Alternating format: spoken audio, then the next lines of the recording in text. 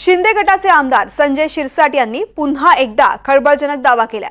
आनंद दिघे यांच्याप्रमाणे एकनाथ शिंदे यांचा घात करण्याचा कट आखण्यात आला होता। मविया सरकारच्या काळात एकनाथ शिंदे यांना नक्षलवाद्यांच्या माध्यमातून धमक्या दिल्या जात होत्या।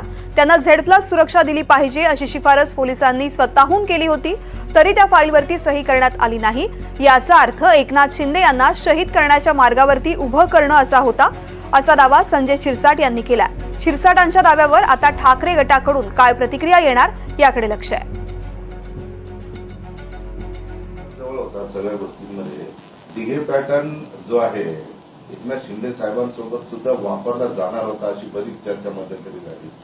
त्याच्यात काय तथ्य तुम्ही त्या प्रोसेसमध्ये होता? दिलं होतं ना नक्षलिस्टच्या धमक्या शिंदे साहेबांना कशाच्या माध्यमातून देतात? कोण देत होतं धमक्या? मग जेव्हा पोलिसांनी Z+ यांना सुरक्षा दिली पाहिजे असं जेव्हा स्वतः रिकमेंड केलं, त्या फाईलीवर सही का केली नाही? काय कारण होतं? आपला एक सहकारी जो गडचिरोलीमध्ये लढतोय, जो नक्षलिस्टची सामना करतोय, त्याच्या धमक्या येत आहेत, पत्र येत आहेत, माणसं येत आहेत, तरी त्याने Z+ची सुरक्षा नाही। काय फरक पडला असं तुम्हाला? परंतु तुम्हाला त्याला शहीद करायचं होतं, परंतु ते एकनाथ शिंदे होते, ते ह्या सर्व डावपेचाला ओळखून होते आणि ज्या पद्धतीने ते स्वतः उभे राहिले,